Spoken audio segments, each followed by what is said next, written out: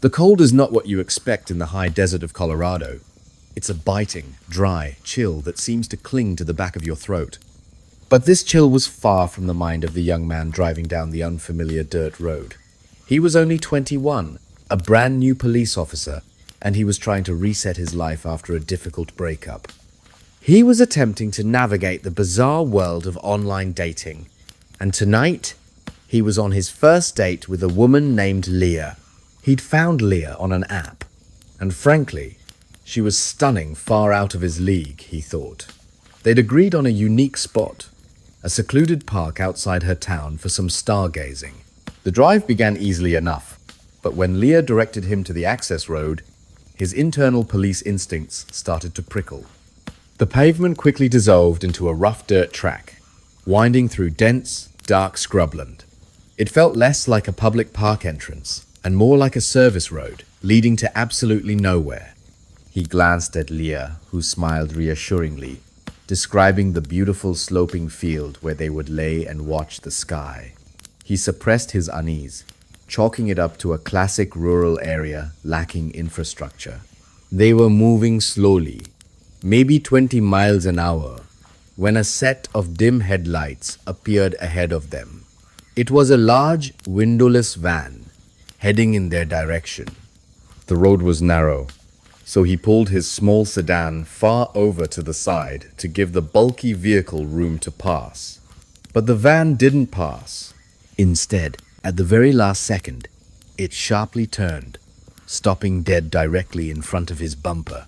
Not a gentle stop, but an aggressive, blocking maneuver. Every single red flag in his training went up. He was a cop. He was trained for confrontation. Without hesitation, he commanded, "Leah, stay in the car," grabbed his heavy-duty flashlight from the center console, and jumped out.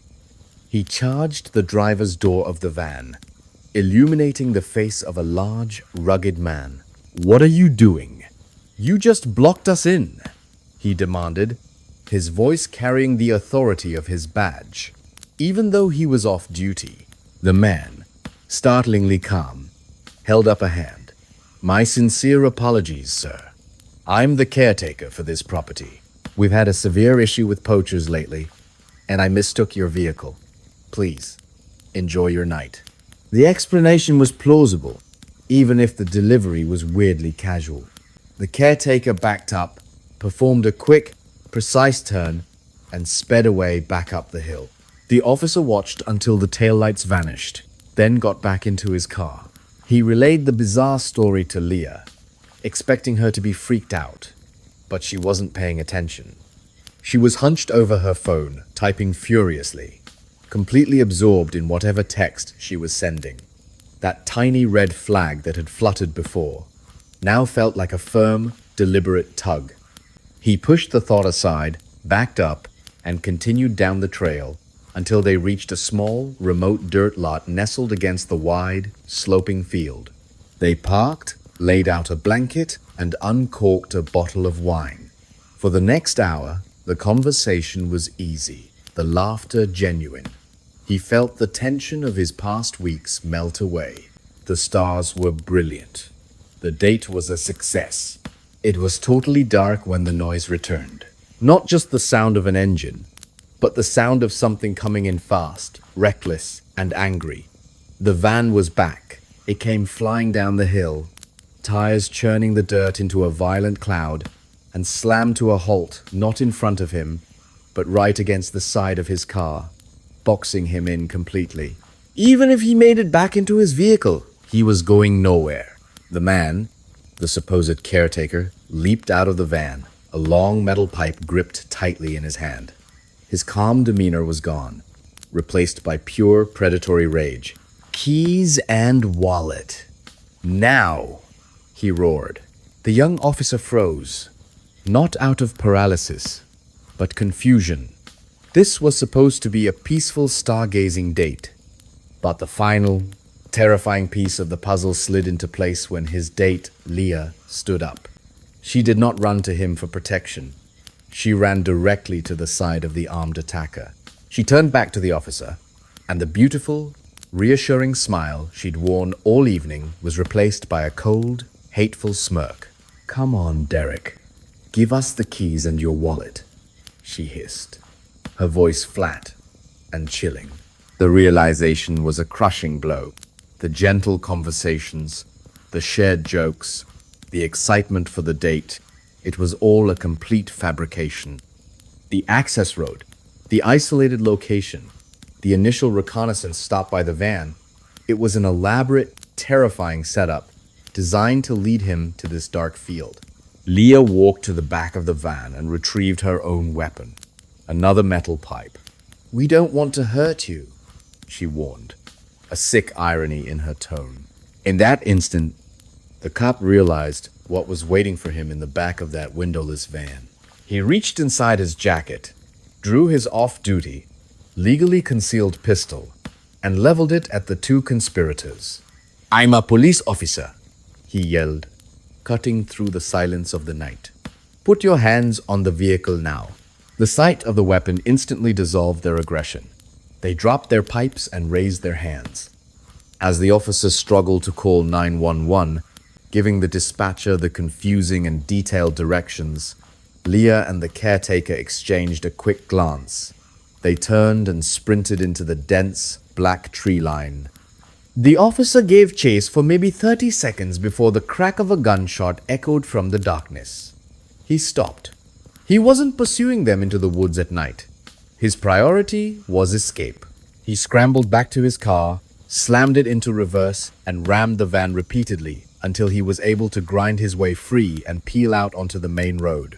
When backup arrived, the officers searched the abandoned van. What they found confirmed the true nature of the date. A chilling collection of knives, heavy saws, rolls of duct tape, chains, and what appeared to be dried blood stains on the floor. It was a murder kit. When investigators went to the hair salon Leah claimed to work at, the staff confirmed they had never heard of her. The entire relationship had been a perfectly crafted illusion, a lure crafted by a professional predator. The officer was one question away from being another body in the back of a van, saved only by his training and the decision to carry a concealed weapon. Hey friends! You're in Dreamcatcher Stories, your cozy corner for stories that got lost along the way. Tell me, where are you watching from? And what time is it there for you? Hit me up in the comments and tell me how this one hits you. Now, let's get sneaky and peek behind the curtain. Sometimes the proximity to darkness is so close, so routine, that you don't recognize it until the headline screams the truth years later. Picture this. It's 1,978 inches, suburban Ohio. A night defined by awkward anticipation.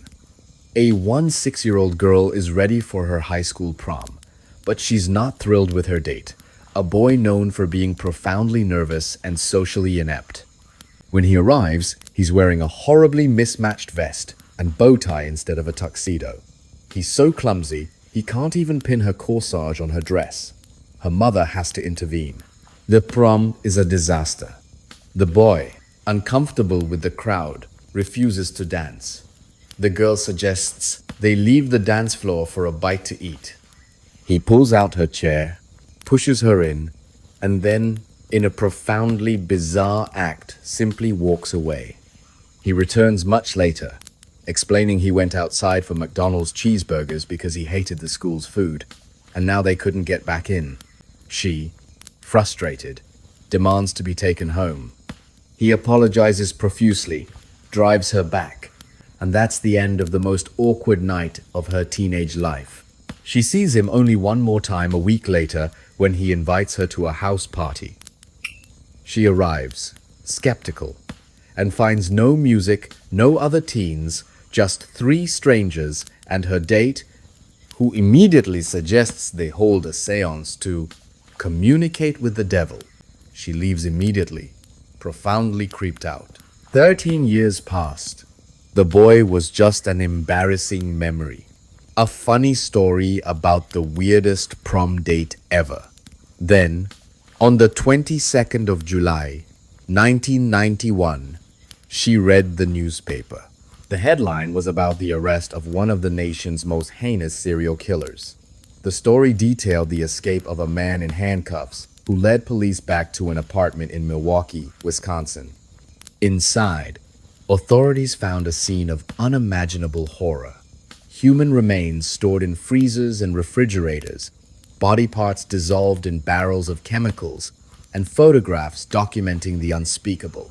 The man arrested, the monster behind the apartment door, was none other than her awkward prom date, Jeffrey Dahmer.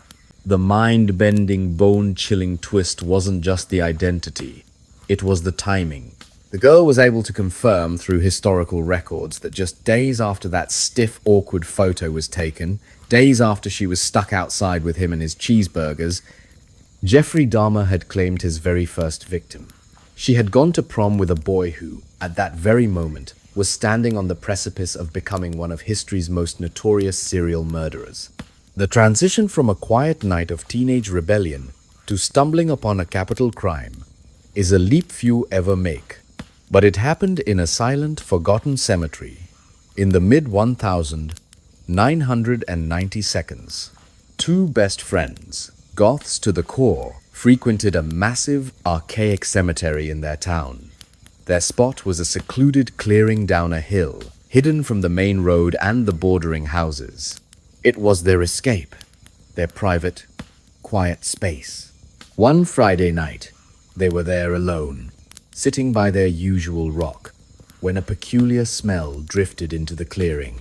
It was thick, acrid, and profoundly foul, like something rancid mixed with burning plastic. It was a bonfire, but the odor was all wrong.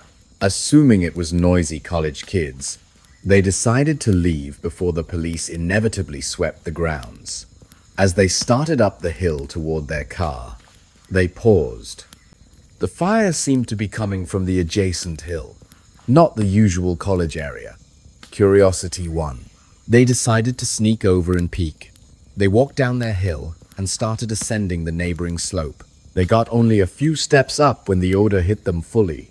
An overpowering, sickening stench of burning hair, melting flesh, and gasoline. It was a smell that transcended mere unpleasantness.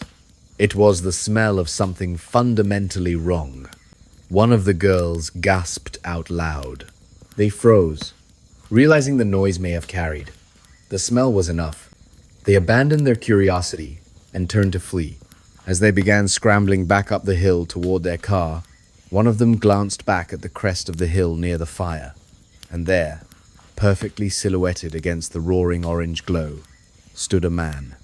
He was tall, mid-40s, just standing and watching them. They felt the immediate, terrifying certainty that they had just been caught witnessing something they shouldn't have seen. They ran. They bolted to their car, fumbling with the keys, and sped away from the cemetery. The next morning, the local news explained the acrid stench and the man on the hill. A woman had been kidnapped from her work parking lot. The police confirmed the man they arrested had murdered her, and then attempted to dispose of her body by burning it in a bonfire in a remote section of the cemetery. The girls realized they hadn't been spying on a party. They had interrupted an attempt to destroy evidence. Had they been quieter, or had they continued to the top of the hill, they would have literally come face to face with a killer in the middle of his horrifying ritual. Their survival hinged on a sudden, overwhelming, and justifiable disgust. And then you have the pattern, the signature so bizarre, it becomes the killer's calling card. In the Twin Cities of Minnesota, the winter of 1980 opened a file that would terrify the nation. The first victim, a 20-year-old woman, was found savagely beaten with a tire iron. Miraculously, she survived, but the trauma erased the identity of her attacker. Hours before she was found, police received an anonymous phone call. The male voice was frantic, trembling, and utterly distraught. "Please, this is an emergency. Send a squad. There's a girl there. Just hurry." He gave the location and hung up. 5 months later, the calls began again. This time, the voice was weeping, confessing. I just stabbed somebody with an ice pick. I can't stop myself. I keep killing somebody else. Hours later, a young woman who had just moved to the state was found murdered with an ice pick. She had been seen leaving a diner with a man who offered to show her the city. 2 days after the murder, the weeping voice called back, apologizing to the victim by name. I'm sorry what I did to Compton. I couldn't help it. I am sick. I'll try not to kill anybody else from this point forward. He became known as the weepy-voiced killer. He was a monster who repeatedly used the urgency of an emergency call and his own self-pity to alert authorities to his crimes. The pattern continued. 6 months later, another murder, another sobbing confession call. This time, authorities spoke to a waitress who had seen the victim leave with a man and managed to get a good look at him. She identified the suspect from a photo lineup, Paul Stefani. Even with his voice on tape, the evidence was scarce, but the identification was a break. Under surveillance, Stefani slipped away and attacked another woman. She survived by fighting back, smashing a glass bottle against his head. Severely wounded, Stefani did the only thing he knew how to do. He called 911. I need an ambulance. I'm all cut up. I got beat up, he cried. This time, the dispatcher recognized the distinct, quivering voice from the publicized recordings. Police tracked the call, apprehended Stefani in his apartment, and closed the case. The monster wasn't hiding. He was confessing and weeping, not out of remorse, but a bizarre, self-destructive need for attention. Years later, on his deathbed, Paul Stefani confessed to 4 murders, including one the police never connected to him. Finally, there are the inexplicable mysteries that shatter logic and geography, leaving behind only the cold dread of the unknown. In 2004, the scene was a desolate country highway in rural Florida. A mother, already anxious because of the setting sun and poor eyesight, was rushing home with her teenage daughter. Suddenly, the daughter saw something impossible. A girl, sitting quietly on the roadside, facing the dense woods. They argued, but the mother agreed to turn back. They drove slowly until they saw her again. A young teen, knees up, rocking. She did not acknowledge their headlights. They drove past her, then quickly turned around. In the short space of time it took to turn the car, the girl was gone. They drove a few miles, feeling relieved. Then, as they approached the first major intersection, the mother slammed on the brakes. The girl was there, miles ahead of them, sitting in the exact same position, knees tucked, rocking, with her back to the road. It was geographically impossible for her to have traveled that fast. The terror wasn't just in the sight of her, but in the blatant disregard for the laws of physics. The mother, determined to do the right thing, stopped the car right beside the figure. The daughter, sensing a profound, non-human danger, collapsed into the footwell, begging her mother not to look. But the mother rolled down the window and yelled out. What she saw was so immediately and viscerally shattering that she couldn't articulate it for minutes, only screaming and driving wildly away. When she finally found the words, she whispered, "She didn't have a face. It was hollow." The police searched the area extensively. No sign of the girl was ever found. Was she a phantom, a geographic anomaly, or something else entirely? The mystery remains unsolved, a chilling reminder that some things simply cannot be explained by logic or true crime records.